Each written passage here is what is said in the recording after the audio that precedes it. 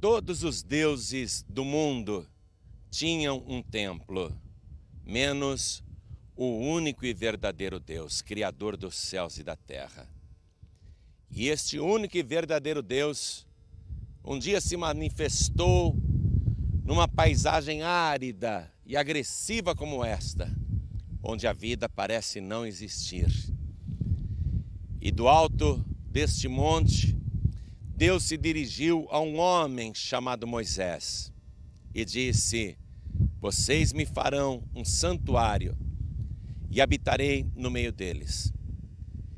E Deus mostrou para Moisés um modelo, que eu quero que você contemple ali embaixo também, o modelo de Deus.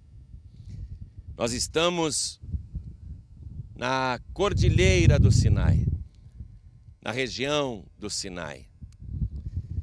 E foi numa paisagem desta que Deus mostrou para Moisés a figura de um tabernáculo celestial, como você está vendo este aí.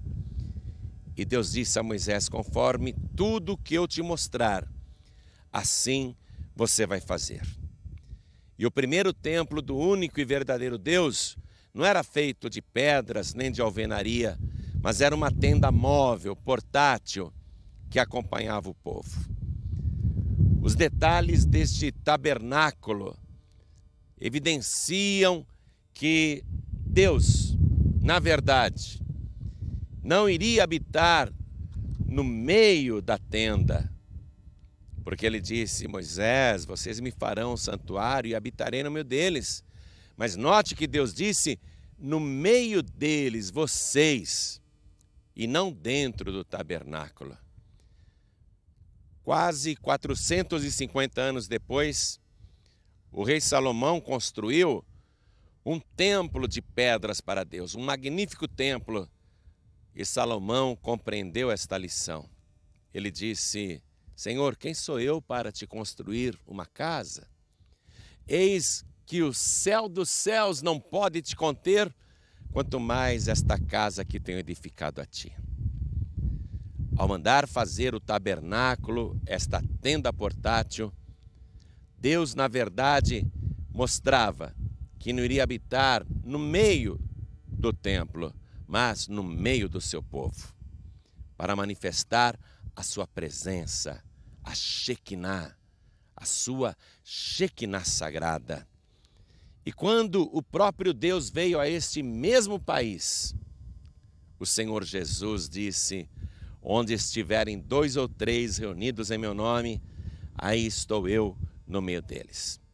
Por onde o povo andasse com esta tenda portátil nesse vasto deserto, não importa qual fosse a área do acampamento, o tabernáculo era montado em primeiro lugar e a sua única porta de entrada era voltada para o oriente, para a posição em que o sol nascia. O fundo do tabernáculo ficava sempre para o oeste, onde o sol se punha. O que isso significa? Que Ele é o autor da vida, que Ele é o nascer da vida e o pôr da vida. Ele é o primeiro e o último, Ele é o princípio e o fim. E as outras 2 partes do tabernáculo ficavam voltadas para o leste e para o norte. Eram as 2 partes mais compridas do tabernáculo. Nós vamos agora entrar nesse tabernáculo e ver os detalhes que Deus foi passando para Moisés e o que cada um deles representa.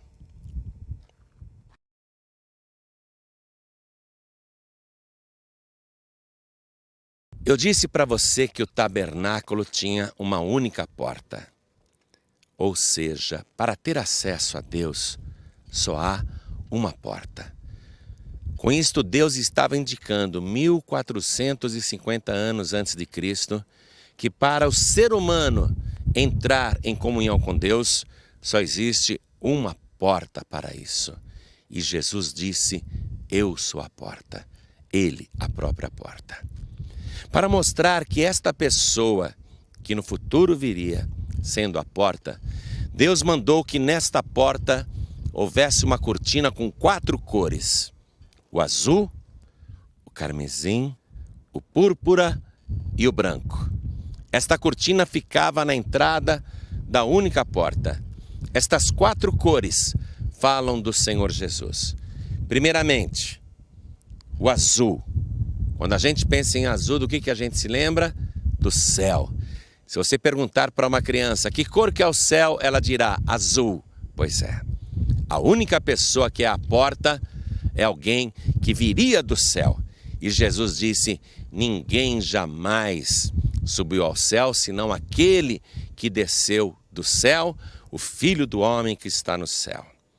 Ou seja, a pessoa que seria a porta era alguém que viria do céu. Aqui na terra, Jesus dizia: eu desci do céu para fazer a vontade do meu Pai. O carmesim fala do seu sangue, do seu sacrifício, que seria feito para expiação dos nossos pecados.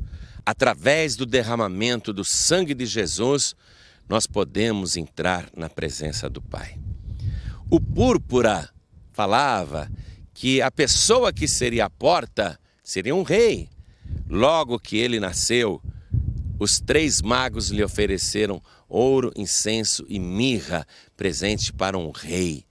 E Jesus Cristo, quando foi torturado para ser crucificado, colocaram uma capa púrpura nos seus ombros. O púrpura falava que a porta seria o rei, e em cima da sua cruz estava escrito: Rei dos Reis e Senhor dos Senhores. E a cor branca indicava que a pessoa que viria a este mundo para ser a porta é a única pessoa santa de todo o universo. Mas vamos agora entrar na primeira parte do tabernáculo, o pátio. Venha comigo.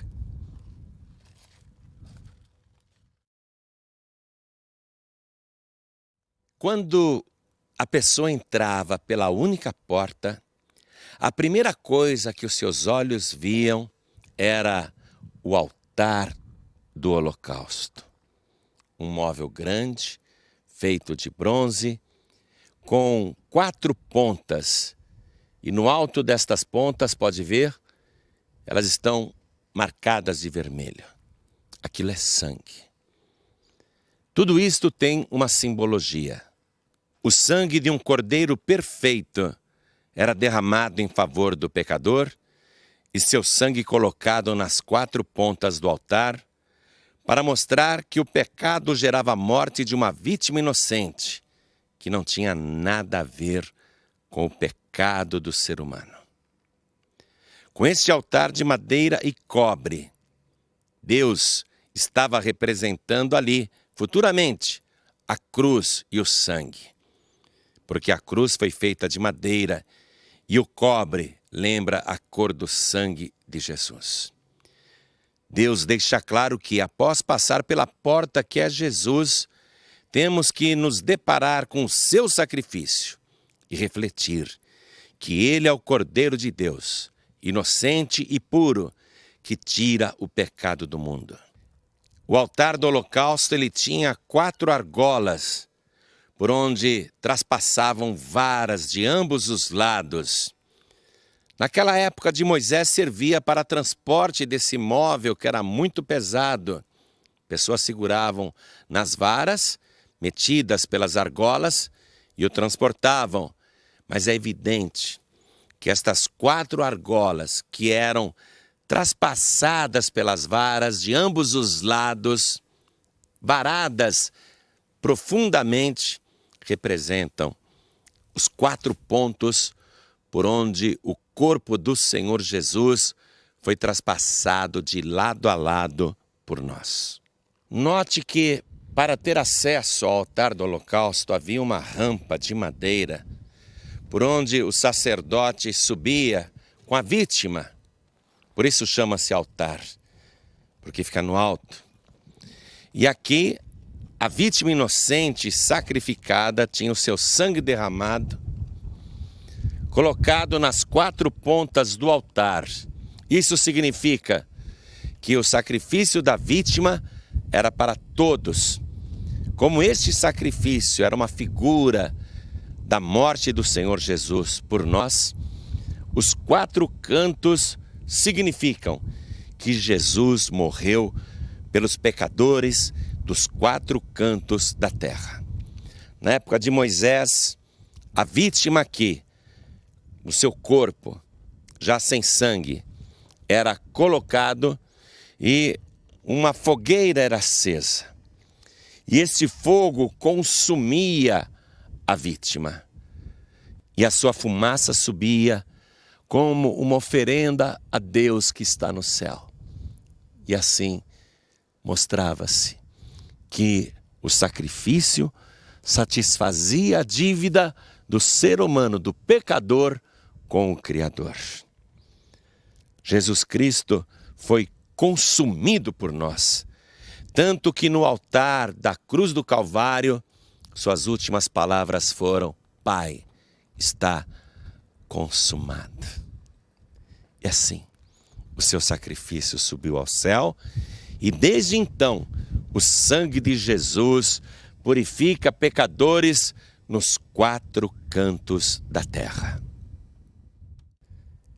Logo após a queima, a consumação da vítima inocente, que foi sacrificada pelo pecador, o segundo móvel que havia no tabernáculo era a pia de cobre. Esta pia feita de cobre, uma cor avermelhada, era uma lembrança do sangue de Jesus Cristo.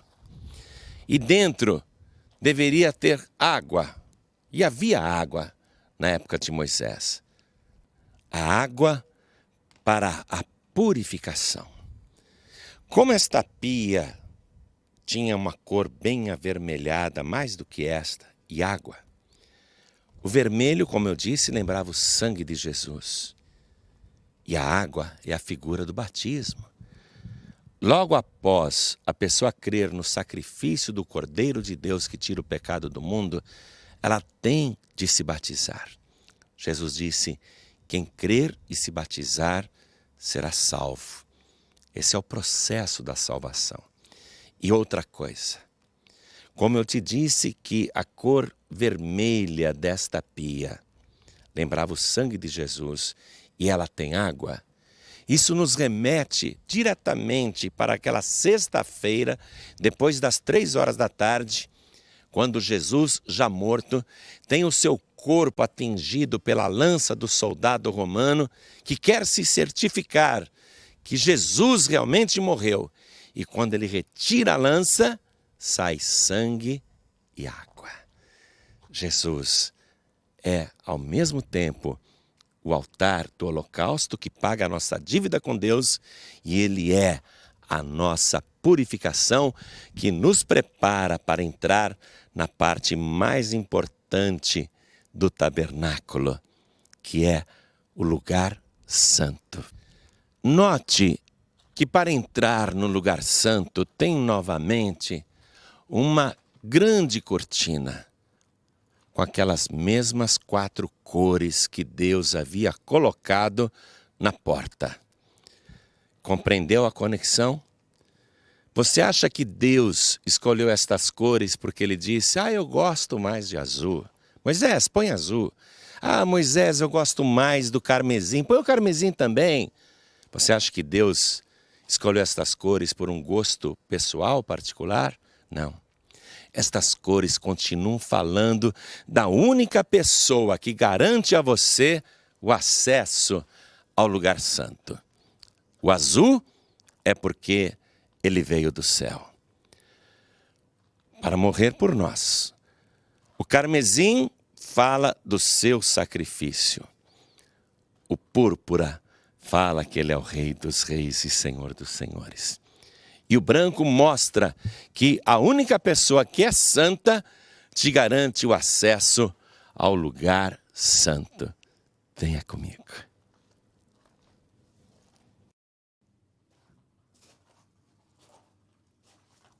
Ao entrar no lugar santo, que não era permitido ao povo, mas somente aos levitas que ajudavam no trabalho do templo e também aos sacerdotes. Eles encontravam tábuas de madeira de acácia, cobertas de ouro. Essas tábuas estão ligadas e levantadas, de pé. Quando Jesus explicava para Nicodemos a sua missão, ele dizia: eu, quando for levantado, todos atrairei a mim. Então, Jesus Cristo está representado nestas tábuas levantadas e cobertas de ouro, mostrando a sua realeza. Somente sacerdotes e pessoas que trabalhavam no templo da tribo de Levi poderiam entrar aqui. O lugar santo era a segunda área mais sagrada do tabernáculo. E quando o sacerdote aqui entrava, do lado direito havia um móvel, que era a mesa dos pães da proposição, isto é, aquilo que está proposto. Deus ordenou que esta mesa e estes pães deveriam estar perante a minha face continuamente. Portanto, isto foi proposto pelo próprio Deus para o ser humano.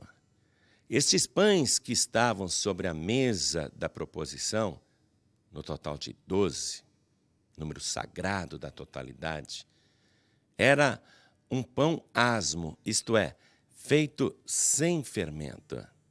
E Jesus disse: eu sou o pão vivo que desceu do céu e que sacia a fome do mundo.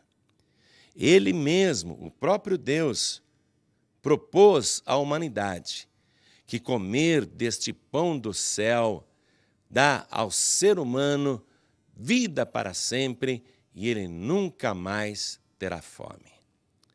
Fica claro que o pão da vida só está sobre a mesa depois de ter padecido, porque esta mesa também falava de maneira figurada do seu sofrimento, porque o pão, para chegar assim em condição de ser alimento para a humanidade, primeiro o grão de trigo tem que morrer. E Jesus disse: se o grão de trigo caindo na terra não morrer, fica ele só, mas se morrer, dá muito fruto. O trigo é a matéria-prima do pão, todo mundo sabe disso, mas antes o trigo tem que ser moído para virar farinha, e Jesus foi moído por nós. O seu corpo se tornou uma massa disforme. Qual foi o forno aonde o pão da vida foi preparado para nós? O seu sepulcro. O seu corpo, como massa disforme, foi colocado naquela gruta na sexta-feira à tarde. E o seu corpo ficou ali, sendo preparado para a ressurreição, para que o pão da vida pudesse garantir a qualquer ser humano neste planeta a vida eterna. Quem comer deste pão, disse Jesus, apontando para ele mesmo, nunca mais terá fome. E quem comer deste pão tem a vida eterna. Jesus é o pão da proposição proposto pelo próprio Deus para a humanidade. Por que a mesa dos pães da proposição ficava do lado direito do tabernáculo, do lugar santo? Somente no lugar santo? Porque Jesus, depois de ressuscitado, subiu aos céus, está no lugar santo, à direita de Deus. De frente para a mesa dos pães da proposição, ficava o castiçal, feito de ouro puro, batido. Ele tinha 7 lâmpadas, 3 de cada lado e uma no meio. Como 6 é o número do homem e 7 é o número de Deus, fica evidente que Jesus é a luz do mundo, mas que ele disse também sobre os seus discípulos, aqueles que nele acreditam: vós sois a luz do mundo. Era uma peça inteiriça, única, e isso fala da unidade do corpo de Cristo.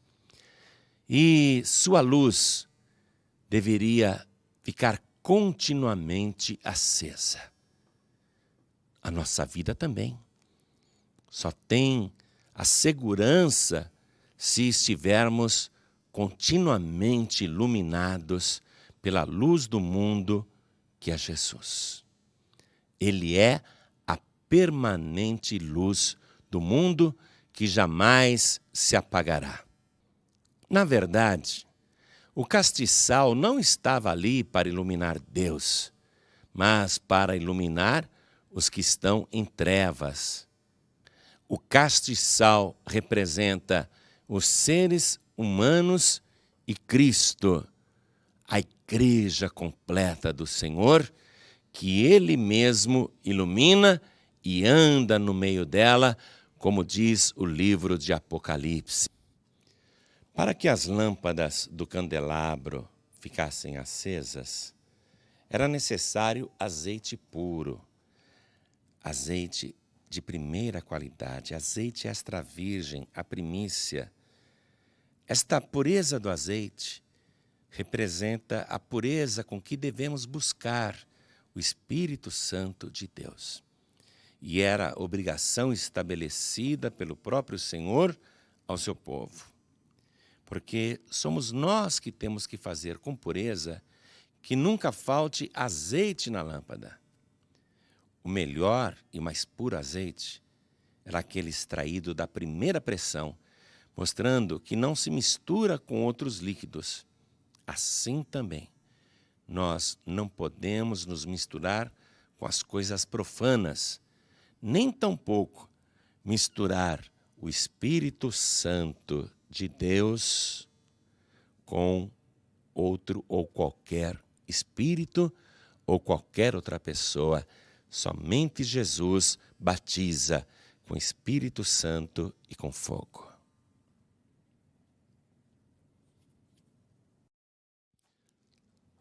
O altar do incenso ficava antes do véu, quase que encostado ao Santo dos Santos. Sempre que o sumo sacerdote realizava a tarefa do castiçal com as suas 7 lâmpadas, então ele deveria queimar o incenso. Este incenso tinha de ser temperado, puro e santo, conforme está em Êxodo capítulo 30, versículo 35. E depois de preparado, ele era lançado pelo sacerdote aqui e queimado. Ao ser queimado, ele subia como fumaça para o céu.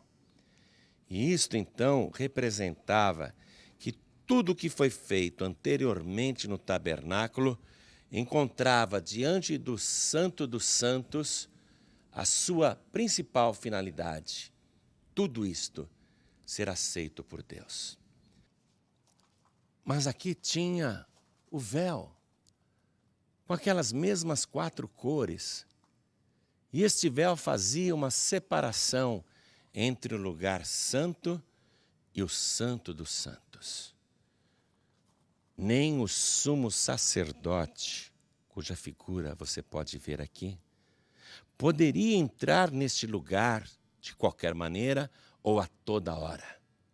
Somente uma vez por ano, e mesmo assim com a vida purificada, santificada e levando o sangue da vítima nas suas mãos. Porque se ele entrasse ali, no Santo dos Santos, sem estar devidamente preparado, ele morria por causa da glória de Deus. Durante cerca de 14 séculos, ninguém jamais entrou no Santo dos Santos, a não ser o sumo sacerdote. E isso apenas uma vez por ano. Havia também aqui, diante do lugar santíssimo, o Santo dos Santos, 4 colunas sustentando este véu de 4 cores. Estas 4 colunas eram feitas de madeira, cobertas de ouro, sobre bases de prata. E estas 4 colunas falam-nos dos 4 evangelhos, preciosas boas novas que nos revelam o Santo dos Santos. Este véu, no dia em que Jesus Cristo morreu na cruz do Calvário, foi rasgado do alto até embaixo e eliminou-se toda a barreira que havia para que pessoas comuns não entrassem no Santo dos Santos. Você sabe o que representa este gesto? Não apenas a eliminação da barreira. Na cultura judaica, quando um pai perde o seu filho, quando ele sente a tristeza da morte, os pais judeus, eles rasgam a veste completamente. E foi isso que o Pai Celestial fez, rasgando este véu, note, de cima para baixo, comprovando com isto que verdadeiramente Deus estava de luto pela morte do seu único filho. Por isso que Deus abriu para todos nós, através de Jesus Cristo, um caminho vivo para o céu. Agora, eu e você podemos entrar no Santo dos Santos. Venha comigo. O Santo dos Santos, o lugar mais sagrado do tabernáculo.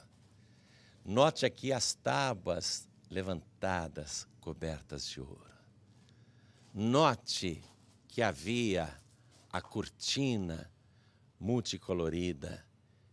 E já eu vou te explicar sobre esses 4 querubins. Repare no revestimento do teto. Tudo aqui é sublime, é pequeno, é aconchegante, é maravilhoso. E aqui ficava o móvel mais sagrado de todo o tabernáculo, a Arca da Aliança, com os 2 querubins, cujas pontas das asas se tocavam. E repare, não pode-se ver a face dos querubins. Este móvel importantíssimo merece uma explanação cuidadosa. Mas antes, eu quero te explicar sobre estes 4 querubins. Eu quero te explicar o que isto significa. É inacreditável que 14 séculos antes de Cristo, podemos dizer quase 1500 anos antes do livro de Apocalipse, onde há a revelação de que diante do trono de Deus estão os querubins que clamam dia e noite: Santo, Santo, Santo é o Senhor Todo-Poderoso, a terra está cheia da sua glória. É maravilhoso saber que isto já estava revelado aqui na cortina do tabernáculo. Uma coisa impressionante. Veja, a arca representa a glória de Deus e estes 4 querubins são aqueles que ficam diante do trono de Deus. Aquelas 4 criaturas do livro de Apocalipse. Santo, Santo, Santo é o Senhor Todo-Poderoso. Esta arca era chamada de Aron Haidut, Arca do Testemunho, porque dentro dela havia provas irrefutáveis de que Deus havia dado a sua palavra para o povo. Porque dentro desta aparente caixa ficavam as tábuas da lei, a palavra colocada dentro da arca, que foi dada pelo próprio Senhor Jesus. Como Jesus veio a este mundo e deu testemunho do Pai, também o Pai deu testemunho de Jesus em várias ocasiões. No batismo nas águas, no Monte da Transfiguração, Deus deu o testemunho dizendo: este é o meu filho em quem me comprazo, este é o meu filho, a ele escutai. Porque Jesus é a palavra, ele é o verbo de Deus. Portanto, ele é o único que deve ser ouvido, porque foi o próprio Deus que dele deu o testemunho. A arca representa, portanto, o Senhor Jesus, a palavra, o verbo. E a arca do testemunho não seria completa sem o propiciatório, esta parte de cima que fechava a arca. É como se fosse uma tampa. Tinha as mesmas medidas, a mesma constituição e o mesmo gênero da arca. E note que Deus mandou Moisés fazer os 2 querubins sobre o propiciatório de uma só peça com a base, com as asas abertas de uma extremidade à outra, cobrindo todo o móvel. As faces dos querubins não podiam ser vistas, pois estavam cobertas pelas asas e suas faces olhavam o tempo todo para o propiciatório, e este sobre a arca. Agora, vamos à revelação. Os 2 querubins representam as outras 2 pessoas da Trindade, porque têm as mesmas medidas, a mesma constituição e gênero do propiciatório com a arca. E isto mostra que Jesus não é menor do que os outros 2. O Evangelho de João começa dizendo: no princípio era o Verbo, e o Verbo estava com Deus, e o Verbo era Deus. O fato de ser de uma mesma peça revela a unidade da Trindade. Jesus disse: eu e o Pai somos um. E ele fala que enviaria para nós o Paracletos da parte do Pai. As faces das outras 2 pessoas que não podiam ser vistas testificam que ninguém jamais viu ou pode ver Deus. A extensão das asas, de uma extremidade que cobria todo o móvel, fala da abrangência e suficiência para Deus do sacrifício de Jesus Cristo. O olhar abaixado e permanente das outras 2 pessoas em direção ao propiciatório mostra que, por toda eternidade, Deus olhará para o que Cristo fez aqui embaixo, na terra, no dia em que fez expiação por nós, a sexta-feira, quando derramou o seu sangue na cruz. E é o sangue de Cristo que nos torna propícios, favoráveis para Deus. É por isso que esta tampa chama-se o propiciatório. O sangue de Jesus nos torna propícios para o Pai. Deus disse a Moisés: e ali virei a ti e falarei contigo de cima do propiciatório. Portanto, é pelo sangue de Cristo que temos comunhão eterna com as outras 2 pessoas da Santíssima Trindade.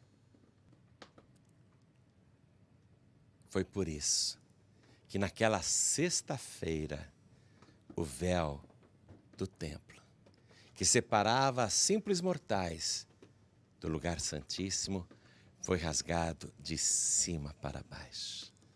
Graças a Jesus Cristo, eu e você agora temos acesso direto ao Pai.